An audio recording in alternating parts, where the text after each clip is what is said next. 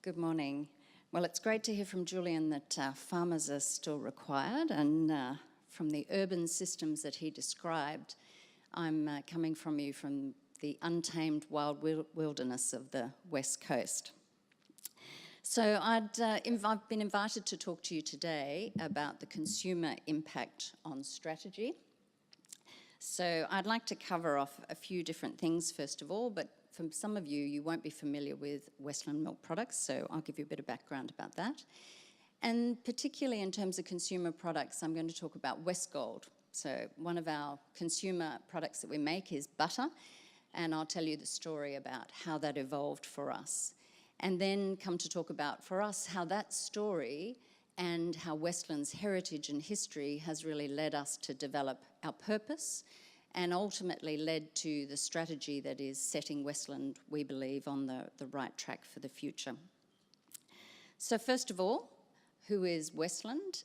So we've been around for over 80 years.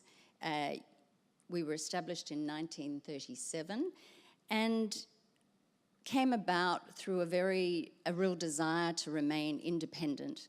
And so there is, in terms of our farmers and what we develop in the West Coast now and also in Canterbury, we're very proud of the decisions that were made and the directions that were made to say we wanted to establish Westland and we wanted to stay independent.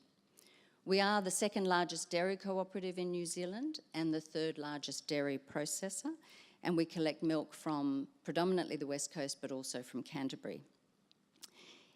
On the West Coast, we are a significant contributor to the GDP. We provide over 1,500 jobs if you think about Westland and all of the farms and everything there. And we make a number of products. So obviously I'm going to talk to you about Westgold, so that's butter. But we also make infant formula for other manufacturers. We make a number of milk products and ingredients as well. So in terms of Westgold, for us, we had been making Westgold as a butter and exporting the butter since 2004. However, we hadn't really taken it into a local brand. But what we started to understand was that we needed to bring this Westgold business to life. We needed to deliver a number of objectives for our business in terms of the Westland Milk Products business. So we started to look at what were some of the trends that we saw in the business, and we understood from consumers in particular that Westgold needed to be made locally. So as people were buying the product overseas, they needed to see that there was a local New Zealand product as well.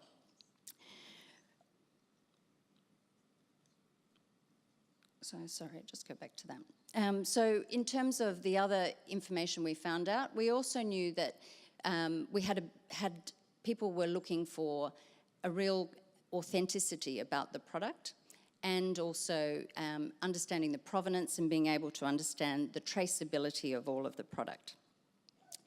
So we have been developing butter for some time. We have a traditional churned method of butter, and we had been selling it in bulk product. So we decided to bring that product back to life in New Zealand. We used a number of areas to develop this. Firstly, we went into our retail scan data to understand exactly what was available in the marketplace, where the butter was performing across a number of different markets.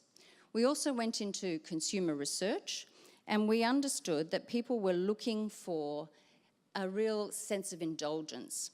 And we had benefited from the fact that butter had moved from this evil product to a good fat. So it was regarded by people as more of a product that you could have every day, but also in terms of indulgence. So we used our consumer research and identified a point here called Everyday Gourmet.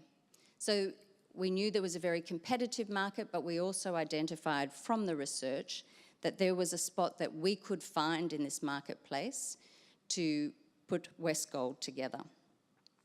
So we went to the number of the supermarket chains, found the price positioning that we thought would work for Westgold, and started to present that nationally across New Zealand. We took to them our story of the Westgold provenance and really the idea of the heritage and the authenticity we had, particularly the fact that we use a Fritz method for churning the butter gave us a particular taste, and it also led to us being very successful in terms of winning a number of awards in relation to the product. So when we took that story, we were accepted in a number of retail outlets, and we used our campaign to really highlight the heritage that we had of the West Coast in particular. So we put into place a print campaign, Facebook, social media, a number of online areas, and really brought back the cream, heart and soul of the West Coast and ultimately Westgold to build the brand awareness. Now, given that Westgold hadn't been in the market in New Zealand, we knew that we had to really anchor this quite quickly in the marketplace to establish the brand and get some success. And for us, we really believe that this idea of authenticity, the heritage, the cleanness of the product that was coming through would resonate with consumers, and that's exactly what we found out. So our success has been, we were able to get the product listed nationally. We've been listed across all the Countdown stores nationally and all of the New World and Pack and Save in the North Island. We're still working on our cooperative cousins in Foodstuffs South Island. We're not listed in all of the stores in the South Island. But we are now the number 3 performing butter in the North Island. We're very active in social media, and you can see that our sales have grown quite significantly. So to date, we are one of the fastest selling products, and we've sold over 2 million blocks of consumer product in New Zealand. And that, having that consumer product based locally, has also enabled us to sell more in the international market as well, as people look to their Facebook and various other things to confirm that international brands do have a local presence, and international brands do have that authenticity and the traceability of product that they are looking for. So for us, Westgold's success has been a key part in terms of also how do we have success for Westland. Westgold's success has allowed us to drive more profit into the business and build our payout in terms of what our shareholders need.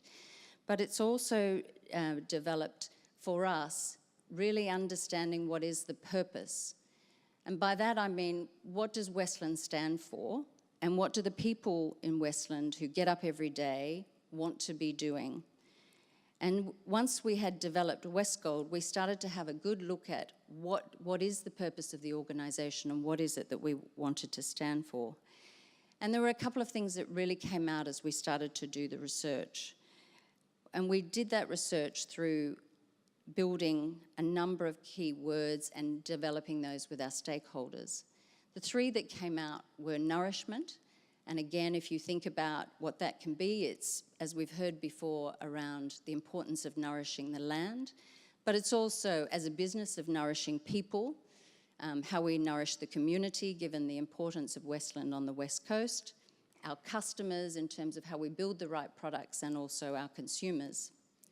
Made beautifully for us was really important, because it really talked to the authenticity and the heritage of Westland, and that 80 years of Westland, but more than 150 years of dairying on the West Coast, and how important it was to our shareholders and our farmers that have really worked hard to build that quality of product. It also talks to what we need as a quality culture within Westland in terms of manufacturing. And when we think about generations, again, for many of you, farming is a generational exercise, and particularly in the West Coast, in Canterbury, we see the same thing. So the importance of passing down from generation to generation, not only the land, but the knowledge and all of the components with that were equally important. So for us, our purpose became nourishment made beautifully for generations. And it isn't just something that we stick on the wall, it's something that now drives our strategy and drives our way of working every day. And it drives what we won't do as well. So for us, it came from our story, originally of Westland and of Westgold. It came and helped that we had done the work on the brand positioning, and so understanding the consumer and understanding what people were looking for.